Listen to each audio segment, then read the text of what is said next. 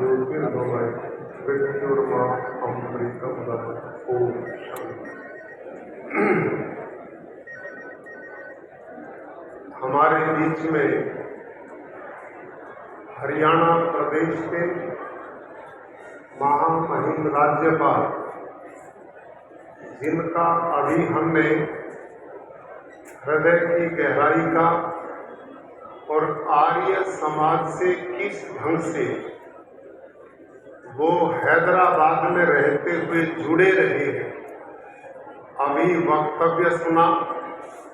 ऐसे आदरणीय महामहिम बंडारू दत्तात्रेय जी, उनका मैं विशेष रूप से अपनी ओर से, आर्य प्रतिनिधि सभा और आप सबकी ओर से आभार व्यक्त करता हूं, क्योंकि उन्होंने मेरे फोन पर ही मेरे आग्रह को स्वीकार किया और आज के हमारे इस कार्यक्रम की गरिमा को बढ़ाया, हम सबका मार्गदर्शन किया और आर्य समाज के कार्यक्रम को गति देने के लिए 31 लाख रुपए का सहयोग भी दिया। उनका विशेष आभार व्यक्त करता हूँ। उसी प्रकार से हमारे बीच में पधारे हरियाणा के यशस्वी, ऊर्जावान युवा शिक्षा मंत्री आदरणीय श्री महिपाल ढांडा जी, जिनके ओजस्वी विचारों को आपने सुना है और उनमें आर्य समाज के लोगों से जो इच्छाएं, आकांक्षाएं राष्ट्र के लिए, उन्होंने बहुत ओजस्वी भाव से हमारे बीच में विचारों को रखा। उनको भी मैंने फोन पर ही निवेदन किया था इस कार्यक्रम के लिए, उन्होंने भी मेरी प्रार्थना को स्वीकार किया, हमारे बीच में आए और एक दिन, उसी दिन मेरे को कहने लगे, आर्य समाज के परिवार में मुझे भी जोड़ो।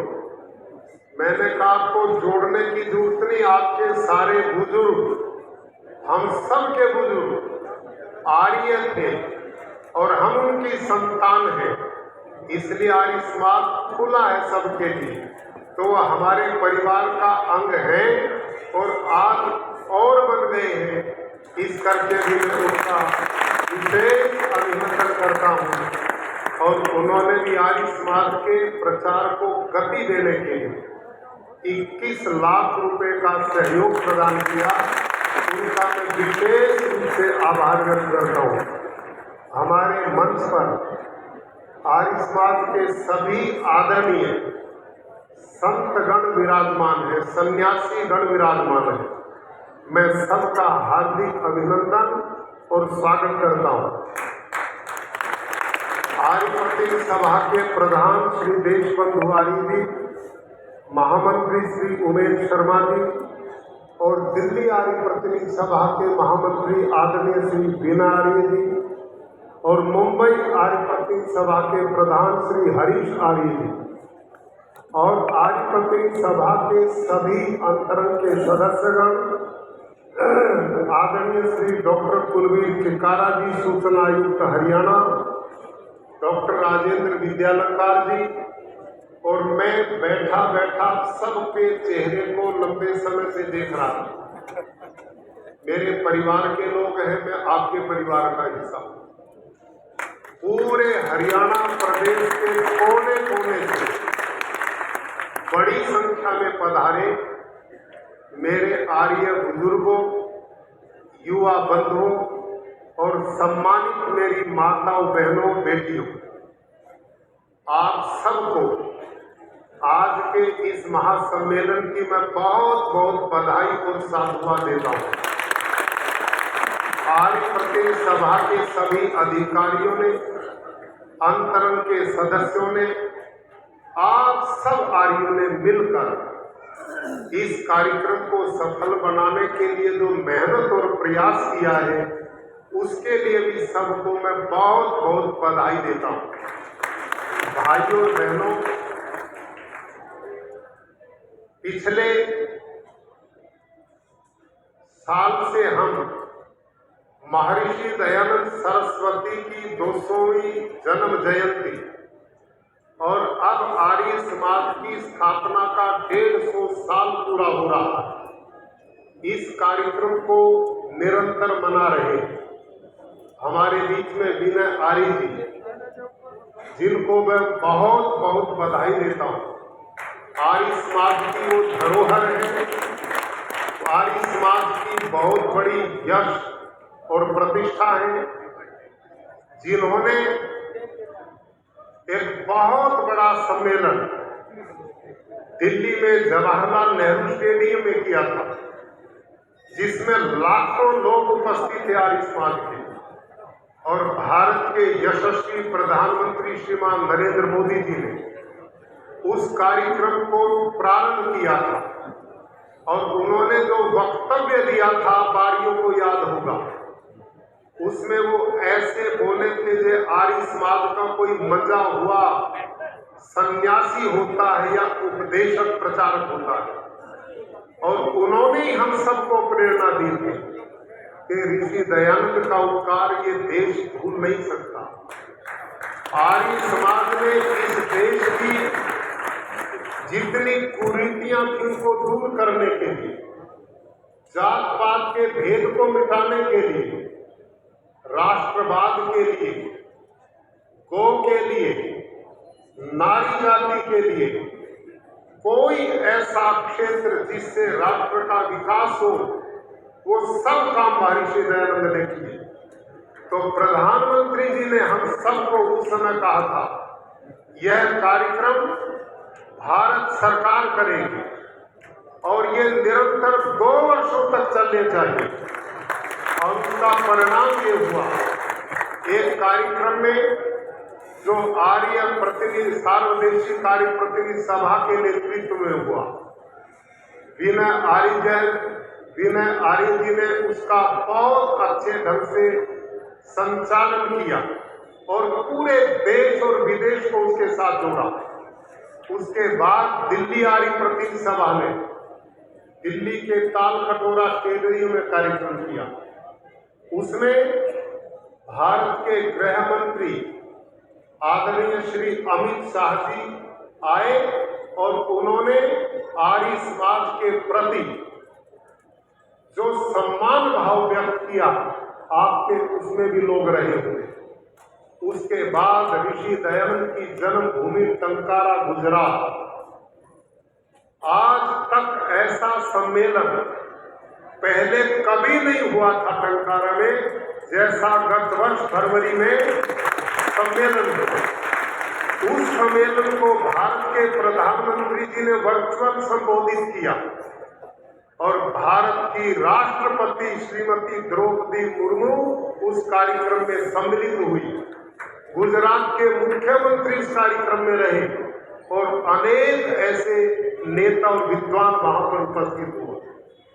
तो मैं समझता हूं कि महर्षि दयानंद की 200वीं जन्म जयंती पर भारत देश के अलग अलग कोनों में निरंतर कार्यक्रम चल रहे हैं।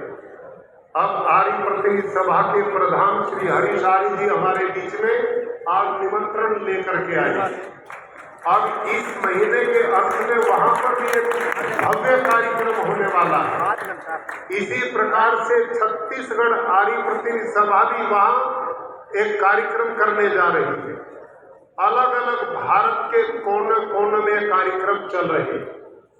भाइयों और बहनों, आर्य समाज एक वो संस्था ऋषि दयानंद ने इस देश को दी, जिसने ऐसे समय पर इस देश में नवजागरण का काम किया जब ये देश अंधविश्वास में पड़ा हुआ था, जात पात में डूबा हुआ था। ये देश अनेक प्रकार की कुरीतियों का शिकार था। वेद को हम भूल चुके थे, भारतीय जीवन मूल्य से हम विमुख हो चुके थे। महर्षि दयानंद सरस्वती ने अलख जगाई, पूरा जीवन मानवता के कल्याण के लिए लगाया। ऋषि दयानंद ने आर्य समाज के 10 नियम लिखे।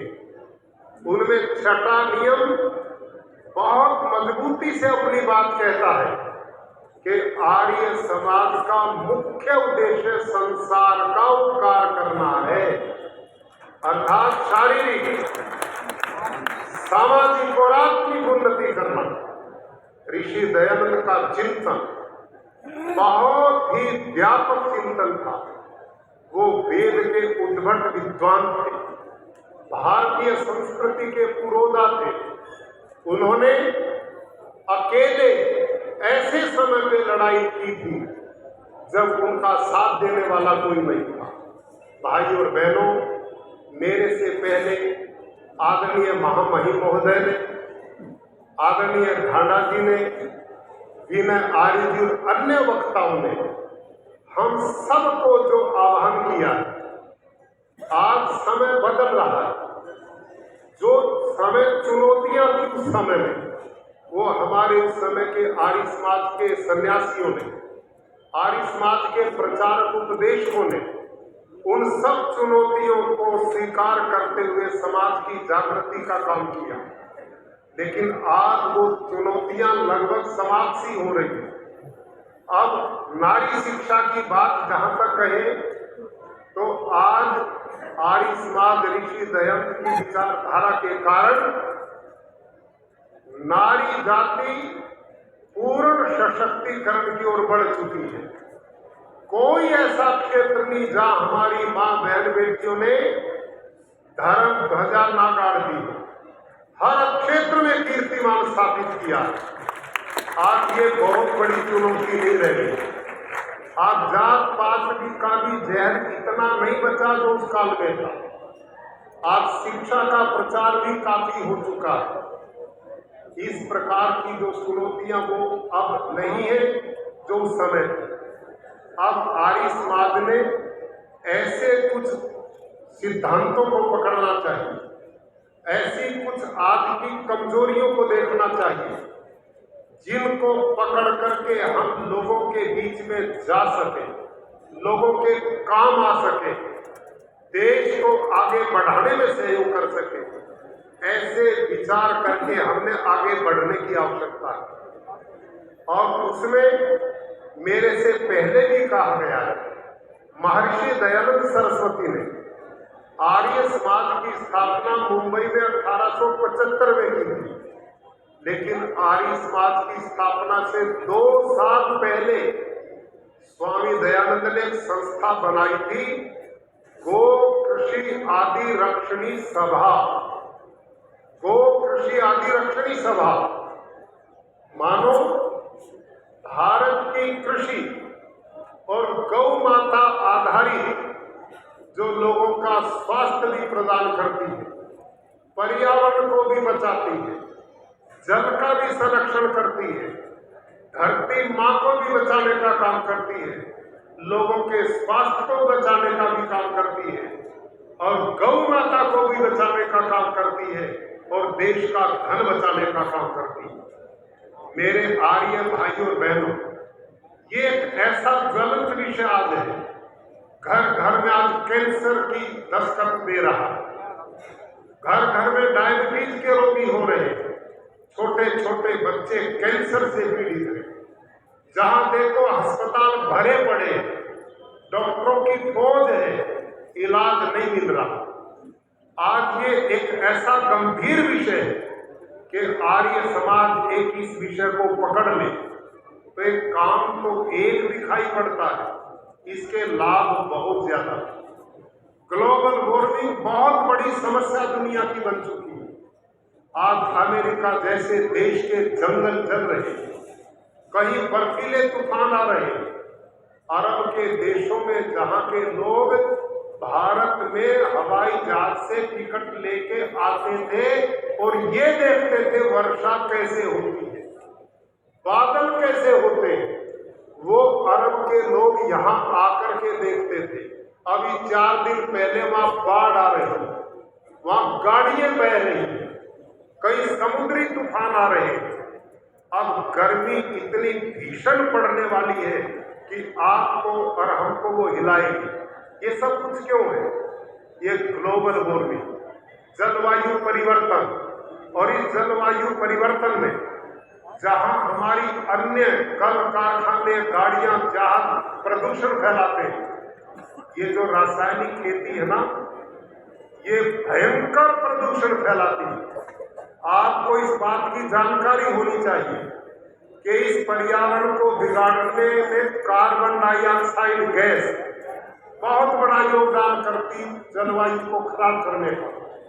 लेकिन मेरे किसान भाइयों और आर्य भाइयों, ध्यान से सुनना, जब यूरिया डीएपी को आप खेत में यूं छिड़कते हो तो इस यूरिया डीएपी में नाइट्रोजन होता है, और वो नाइट्रोजन जब ऑक्सीजन के संपर्क में आता है तो एक तीसरी गैस पैदा होती है जिसका नाम है नाइट्रस ऑक्साइड।